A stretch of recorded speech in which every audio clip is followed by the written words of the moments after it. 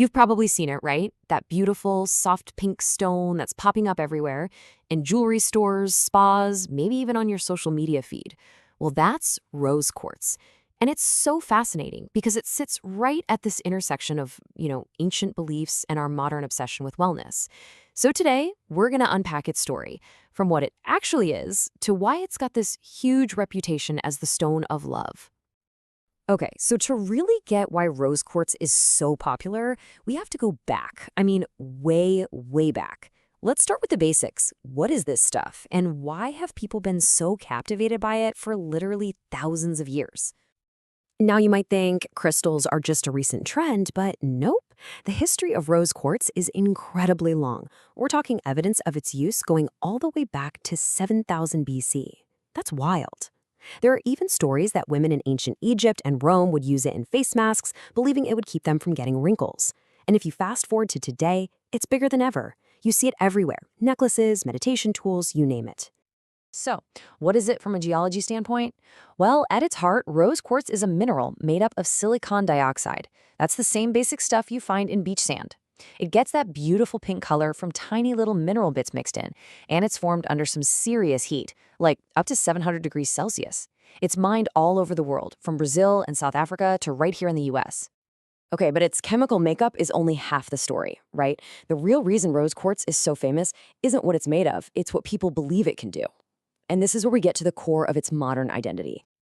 If rose quartz has one main nickname, this is it: the stone of unconditional love.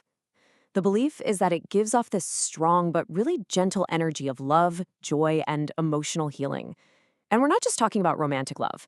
It's supposed to be about love for your family, your friends, and maybe most importantly, love for yourself. People who work with crystals, like the healer Keith Birch, often talk about it as this powerful tool for opening the heart chakra. In some spiritual traditions, that's seen as the body's energy center for love and compassion. So the idea is the stone helps you give love more freely, but also helps you receive it, creating this deep sense of inner peace. And the list of what it's supposed to do just goes on. Believers will tell you it can help smooth over relationship problems, spark compassion, and sort of swap out negative feelings for positive ones. It's basically seen as a go-to for balancing your emotions and bringing on that feeling of calm and contentment. So you hear all these amazing claims about emotional healing. And if you're a curious person, you're probably asking the same question I did. Is there any scientific proof? Well, let's take a look at the other side of this story. And this is where the whole story takes a really interesting turn. We're stepping out of the world of spiritual belief and personal experience and into the world of hard science. And to be totally upfront, there is no scientific evidence that the crystal itself has any kind of special healing power. There's this older study from the late 90s that really nails this point. Researchers got 80 people and told them about the kind of sensations they might feel holding crystals. Here's the catch: half of them got real quartz, and the other half got convincing fakes made out of plastic. And the result?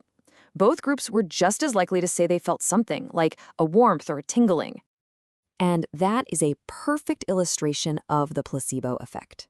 And make no mistake, the placebo effect is a very real, very powerful thing. It's where our belief in something can create an actual positive result, even if the thing itself doesn't do anything. It just goes to show you how powerful our minds can be. But here's the thing: whether it's some kind of crystal energy or the placebo effect, millions of people are using rose quartz in ways that are really meaningful to them.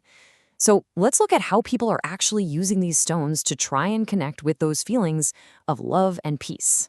Probably one of the most popular things to do is called setting an intention. It's kind of like a focused meditation. You hold the crystal and you charge it with a specific goal. Maybe you want to be more compassionate, or maybe you want to work on loving yourself more. The stone then becomes this physical reminder, an anchor for that goal. And it doesn't stop there. People use it in so many ways. A lot of people wear it as jewelry, like a necklace to keep it close to their heart. Some put it under their pillow for good dreams, or they use it as decoration to bring a calm vibe to their home. And of course, you can't ignore the huge trend of those rose quartz face rollers. So, all of this brings us right to the heart of the matter. We have two very different, but honestly, equally compelling explanations for why people feel what they feel. Let's just put them right next to each other. So, on one side, you have the spiritual belief. The crystal itself is emitting a special energy, a vibration that can heal you and open your heart. And on the other side, you have the scientific explanation. Any benefits you feel are probably coming from the incredible power of your own mind and your belief, the placebo effect. And that, right there, is the most important takeaway. While there's no scientific proof that the rock itself is doing anything magical, the experience of peace and calm is undeniably real for so many people.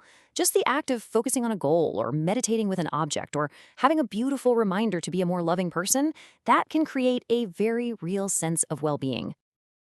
This really speaks to something deeply human, the power of rituals and symbols. We use objects all the time to focus our intentions, to remind us of our goals. It's a practice that's as old as we are. And that leaves us with a really fascinating question to think about. If an object helps you feel more calm, more loving, more at peace with yourself, does it really matter if that power is coming from the stone or from the meaning that you put inside it?